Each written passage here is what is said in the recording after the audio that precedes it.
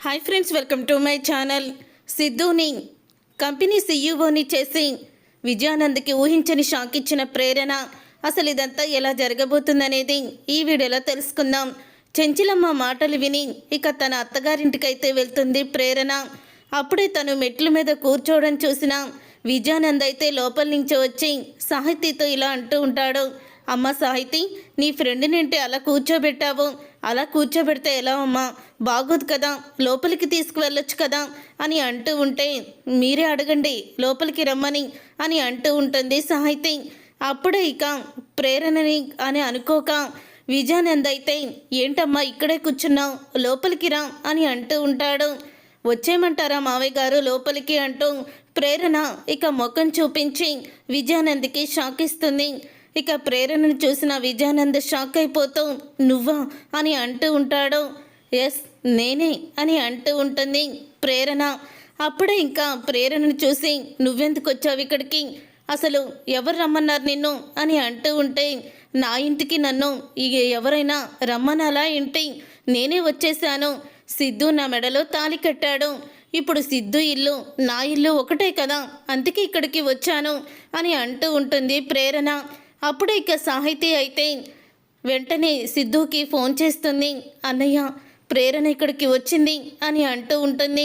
ఇంతలో ఇక షాక్ అయిపోతూ సిద్ధు అయితే ఇంటికి వస్తాడు.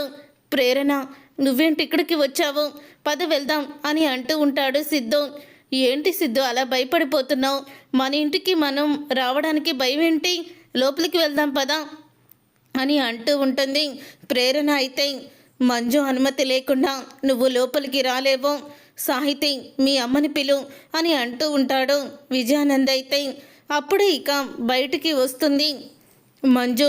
ఇక బయటికి వచ్చిన తర్వాత ప్రేరణని చూసి అంటూ ఉంటుంది, అసలు ఎవరు నువ్వు, ఎందుకు ఇక్కడికి వచ్చావు అని అడుగుతూ ఉంటుంది ప్రేరణని.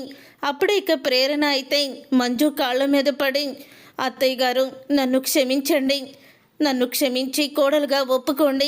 మీరు వచ్చినప్పుడు మావయ్య గారి గురించి నేను చాలా తప్పుగా మాట్లాడాను, అందుకని మావయ్య గారు కాళ్ళు కూడా పట్టుకొని క్షమాపణ అడుగుతాను.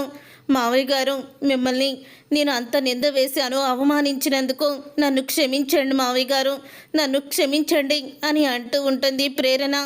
అసలు నీకు మావయ్య ఏంటి, నువ్వు నా కోడలివి ఎప్పటికీ కావు, నిన్ను నేను కోడలుగా ఒప్పుకోను. అలాంటి తిరుగుమోతూ తల్లికి పుట్టిన నువ్వు అసలు నా కోడలివి అవ్వలేవు అని అంటూ ఉంటే, అప్పుడు ఇక ప్రేరణకి కోపం వచ్చినా ఇక అణుచుకొని వెంటనే ఇంకా మంజు కాళ్ళ మీద పడి, అత్తయ్య గారు ఒకసాటి ఆడదానిగా నన్ను ఆదరించండి, నన్ను మీ కోడలుగా ఒప్పుకోండి, మా అమ్మ చేసిన తప్పుకి నన్ను శిక్షించకండి అని అంటూ కాళ్ళు పట్టుకుంటుంది. అప్పుడే ఇక సిద్ధు అయితే, ఇదేంటి ప్రేరణ ఇలా నటిస్తుంది అని అనుకుంటూ ఉంటాడు. అప్పుడే ఇక సిద్ధు కూడా, అమ్మ తను అంతలా అడుగుతుంది కదమ్మా, నాకు తనంటే చాలా ఇష్టం, ఒకరినొకరు ప్రేమించుకున్నాము, మా ఇద్దరిని ఇంట్లోకి రానివ్వమ్మా, నిన్ను చూడకుండా మేము ఉండలేము అని అంటూ ఉంటాడు. ఇక సిద్ధు అయితే, మంజు కావాలని వీళ్ళిద్దరూ నాటకాలు ఆడుతున్నారు ఇంట్లోకి రావడానికి, నువ్వు కరిగిపోకు అని విజయానంద్ అయితే అంటూ ఉంటాడు. అప్పుడు ఇక సిద్ధు అయితే, రా ప్రేరణ, మా అమ్మ నన్ను పూర్తిగా వదిలేసుకుందని నాకు అనిపిస్తుంది, నేను ప్రేమించిన అమ్మాయితో పెళ్లి చేసుకునే హక్కు కూడా నాకు లేదు అని అంటూ ఇక సిద్ధు అయితే బాధపడతాడు. అత్తయ్య చూసారా ఆయన ఎంత బాధపడుతున్నారో, పాపం సిద్ధు మీరంటే ప్రాణం, మిమ్మల్ని చూడకుండా ఉండలేడు. మీకు ఒక విషయం తెలుసా, నేను మావయ్య గారిని అంత మాట అన్నానని చివరికి నన్ను వదిలేసి కూడా వచ్చేసాడు, నన్ను కూడా వదిలేసి వచ్చేసి నువ్వు మా అమ్మని అంతలా బాధ పెట్టావు, మా అమ్మ కళ్ళల్లో నిన్ను నీళ్లు చూడలేను, తను బాధపడుతుంటే నేను ఓర్చుకోలేను, కేవలం నిన్ను ప్రేమించాను కాబట్టి నిన్ను పెళ్లి చేసుకున్నాను, అంతే తప్ప మా అమ్మని బాధ పెడుతుంటే నాకు నువ్వన్న అవసరం లేదు అని నన్ను కూడా పక్కన పెట్టి మిమ్మల్ని బాధ పెట్టానని నాకు అంత పెద్ద శిక్ష వేశారు అని అంటూ ఉంటుంది ప్రేరణ. ప్రేరణ మాటలకి మంజు అయితే కరిగిపోతుంది. అప్పుడే ఇక నాన్న సిద్ధు అని అంటూ ఉంటే, అవునమ్మా నువ్వు బాధపడితే నేను చూడలేను, నీ తర్వాతే నాకు ఎవరైనా, కానీ నేను తనని ఇష్టపడ్డాను కాబట్టి తనని పెళ్లి చేసుకున్నాను, కానీ నిన్ను మనసు నొప్పించాలని కాదు అని అంటూ సిద్ధు చెప్తాడు. అప్పుడు ఇక మంజు అయితే ఇక సిద్ధుని చూసి కరిగిపోతుంది. లోపలికి రండి అని లోపలికి రావడానికి ఒప్పుకుంటుంది. ఒక్కసారి విజయానంద షాక్ అయిపోతూ, అది కాదు మంజు, ఏం చేస్తున్నావు నువ్వు అని అంటూ ఉంటాడు. సిద్ధు నా కొడుకండి, అంతలా నేను బయటికి వెళ్ళమని చెప్పలేను. ఏదో జరగాల్సింది జరిగిపోయింది, మనమేమీ చెయ్యలేం కదా అని అంటూ ఉంటుంది మంజుల. ఇక హారతి ఇప్పించి వాళ్ళని లోపలికి ఆహ్వానిస్తుంది. అప్పుడు ఇక ఒక్కసారి విజయానంద వైపు చూసి ఇక కళ్ళజోడు ఎగరేస్తూ ఇక ప్రేరణ అయితే ఊహించని షాక్ ఇస్తుంది విజయానంద్కి. తర్వాత ఇంకా అనుకోకుండా ఇందిర అయితే గుణ దగ్గరికి వెళ్తుంది. ఇక గణ వాళ్ళ ఇంటికి వెళ్ళిన ఇందిరని చూసి ఈశ్వరి అయితే, ఏయ్ ఎందుకు వచ్చావే నువ్వు అని అడుగుతూ ఉంటే, నా కూతురికి పెళ్ళిళ్ళు అవ్వవని, తను కాపురానికి వెళ్ళదని మీరు నీ కొడుకు నువ్వు హేళన చేశారు కదా.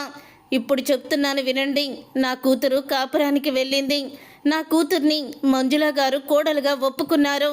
ఇప్పటికైనా అర్థమైందా మా స్టేటస్ ఏంటో అని అంటూ ఉంటుంది ఇందిర అయితే. అప్పుడే ఆయన నీ కూతురు అక్కడ ఎన్ని రోజులని కాపురం చేస్తుందిలే, మొగుడిని వదిలేసి ఇంకొక మొగుడిని చుట్టుకుంటుంది అని అంటూ ఉంటుంది. నీకులాగే నీ కూతురు కూడా అని ఈశ్వరి. అప్పుడే ఈశ్వరి చంప పగలగొట్టి, ఇంకోసారి నా కూతుర్ల గురించి కానీ నా గురించి కానీ నువ్వు నీ కొడుకు ఇద్దరు తప్పుగా మాట్లాడారంటే మొఖాలు పగిలిపోతాయి. ఏ పెద్ద మనిషి అబద్ధాలు చెప్పి ఆడవాళ్ళని మోసం చేసి వీళ్ళకి భయపడి వీళ్ళకి నువ్వు లొంగిపోయి ఉండొచ్చు, కానీ ఆ భగవంతుడు అనేవాడు ఉన్నాడు, న్యాయం ఎప్పటికైనా మాకు జరుగుతుంది అని రాజశేఖర్ని నిలదీసి ఇందిర అయితే వచ్చేస్తుంది. ఇక ఇందిర వెళ్ళిపోయాక ఘన వస్తాడు. ఇక ఘన వచ్చేసరికి ఈశ్వరి కోపంతో రగిలిపోతూ ఉంటుంది. ఏమైందమ్మా అలా ఉన్నావు అని అడుగుతూ ఉంటే, ఆ ఇందిర వచ్చిందిరా అంటూ జరిగిందంతా చెప్పడంతో, మా అమ్మనే కొడుతుందా, దానికి ఎంత ధైర్యం అని మళ్ళీ ఇక ఇందిరని కొట్టాలని వెళ్ళబోతూ ఉంటాడు. అప్పుడు ఇంకా ఈశ్వరి అయితే ఆపుతుంది. రే ఇక వాళ్ళని వదిలేరా, ఇక మీ నాన్న వాళ్ళకి నాకు సంబంధం లేదు అని చెప్పినప్పుడు ఇక మనకి ఇక ఏం భయం, ఇక వాళ్ళ జోలికి వెళ్ళొద్దు అని ఘనాన్ని ఆపేస్తుంది ఈశ్వరి అయితే. అప్పుడే ఇక రాజశేఖర్ అయితే ప్రేరణ కాపురానికి వెళ్ళిందని చాలా ఆనందపడుతూ ఉంటాడు. తర్వాత ఇక విజయానంద్ అయితే ఇక సిద్ధు శాశ్వతంగా మంజుకి దూరం అయిపోతాడనుకుంటే మళ్ళీ ఇంట్లోకి ప్రేరణతో సహా వచ్చేసాడని కోపంతో రగిలిపోతూ ఉంటాడు. ఇంతలో ఇక ప్రేరణ అయితే సిద్ధుతో ఇక తను తన మనసులో ఉన్న మాటని చెప్తుంది, తనని ప్రేమించానని చెప్తుంది. దాంతో ఇక సిద్ధు కూడా ప్రేరణని క్షమించి ఇద్దరు కూడా ఒకటవుతారు.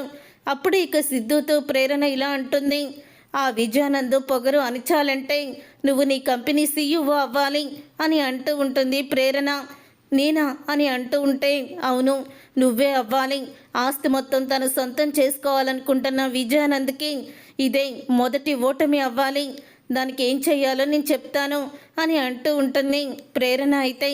అప్పుడు ఇక మంజుకి వినిపించేలాగా, ఏంటి సిద్ధు నువ్వు అంటున్నావు, నీ కంపెనీకి నువ్వు సీఈఓ అయితే అన్నీ చూసుకుంటావు కదా, ఎప్పటికైనా బాధ్యతలను నీకే అప్పజెప్పాలని మీ అమ్మ మీ నాన్నగారు నీ కోసం ఎదురు చూస్తున్నారు, కానీ నువ్వు మాత్రం కేఫ్ అని ఏదేదో చేస్తున్నావో, సొంత కంపెనీలో చేయడం అసలు సీఈఓ పదవి అంటే మామూలు విషయమా, ఇప్పటికైనా మీ నాన్నకి అండగా దండగా ఉండవు, ఆయన నీ కన్న తండ్రి కాకపోవచ్చు కానీ మీ కుటుంబానికి అండగా నిలబడ్డాడు, మంచి మనసుతో ఆయన మీ కుటుంబానికి ఎంతో చేశాడు, ఇప్పటికైనా ఆయనకి విశ్రాంతి ఇవ్వు, నా మాట విను అని అంటూ మంజు ముందు ప్రేరణ అయితే సిద్ధుకి చెప్తూ ఉన్నట్టు నటిస్తూ ఉంటుంది. అప్పుడు ఇక మంజు ఇక ఆ మాటలన్నీ విని, ప్రేరణ గురించి ఏదో అనుకున్నాను కానీ నా కుటుంబం గురించి బాగానే ఆలోచిస్తుంది అని అనుకుంటూ ఉంటుంది మంజు అయితే. తర్వాత ఇక మంజు సిద్ధార్థ్ దగ్గరికి వస్తుంది.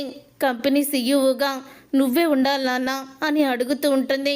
అది కాదమ్మా, మళ్ళీ పాపం నాన్న ఫీల్ అవుతాడేమో అని అనగానే, ఏమన్నావు సిద్ధు అని అంటూ ఉంటుంది. మంజుల నాన్న అన్నానమ్మా అని సిద్ధు అంటాడు. చాలు నాన్న, ఆ పిలుపుతో ఆయన నీకు అన్ని బాధ్యతలు ఇచ్చేస్తారు, పద వెళ్దాం అని అంటూ ఉంటుంది. అయితే నువ్వు సంతకం పెట్టమ్మా, నువ్వు సంతకం పెడితే నేను సీఈఓ సీట్లో కూర్చుంటాను వెళ్ళి అని సంతకం పెట్టించుకుంటాడు. తర్వాత నాన్నకి సర్ప్రైజ్ ఇస్తాను, ఆఫీస్కి వెళ్ళి అని చెప్తాడు. సరే అని మంజు కూడా అంటుంది. తర్వాత ఆఫీస్కి వెళ్తాడు. ప్రేరణను తీసుకొని సిద్ధార్థ్ అయితే సీఈఓ సీట్లో కూర్చుంటాడు.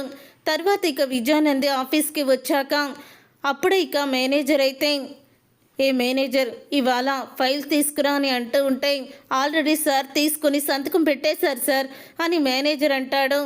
నాకు తెలియని సార్ ఎవరు అని అంటూ ఉంటాడు. విజయానంద్ అయితే, అదేంటి సార్ మీకు తెలీదా, కొత్త సార్ వచ్చారు కదా, లోపలికి వెళ్ళి చూడండి అని అంటూ ఉంటే, నాకు తెలియకుండా కంపెనీ సీఈఓ ఎవరు అని లోపలికి వెళ్ళి చూసేసరికి ప్రేరణ సిద్ధు ఇద్దరు కూడా ఉంటారు. వాళ్ళని చూసి షాక్ అయిపోతూ ఉంటాడు విజయానంద్ అయితే.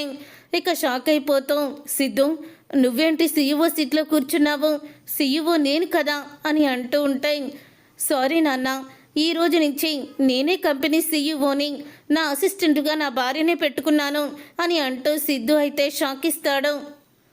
ఏంటి నువ్వు చెప్పేది అని అంటూ ఉంటే, అయితే నీకు ఒక క్లారిటీ ఇస్తాను ఉండు అని మంజుకి ఫోన్ చేస్తాడు. అప్పుడే ఇక మంజు అయితే, ఏవండి ఈ రోజు నుంచి సిద్ధునే సీఈఓ, మీరు రెస్ట్ తీసుకోండి, ఇప్పటి వరకు కుటుంబం కోసం చాలా కష్టపడ్డారు, ఇక మీకు రెస్ట్ అవసరం, సిద్ధు మిమ్మల్ని ఇక కష్టపడినవ్వడు, మిమ్మల్ని అర్థం చేసుకున్నాడు, తండ్రిగా ఒప్పుకున్నాడు, అంతకన్నా ఏం కావాలి అని అంటూ మంజు కూడా షాక్ ఇస్తుంది విజయానంద్కి. చూసారుగా ఫ్రెండ్స్, రాబోయే కథలో ఖచ్చితంగా ఇలాగే జరగబోతుంది. మరి ఇలాగే జరగాలని మీరైతే కోరుకుంటున్నారా? అయితే వీడియోని తప్పకుండా లైక్ చేయండి. మీరు చేసే ఒక్క లైక్ మాకు ఎంతో సపోర్ట్ని, మోటివేషన్ ఇస్తుంది.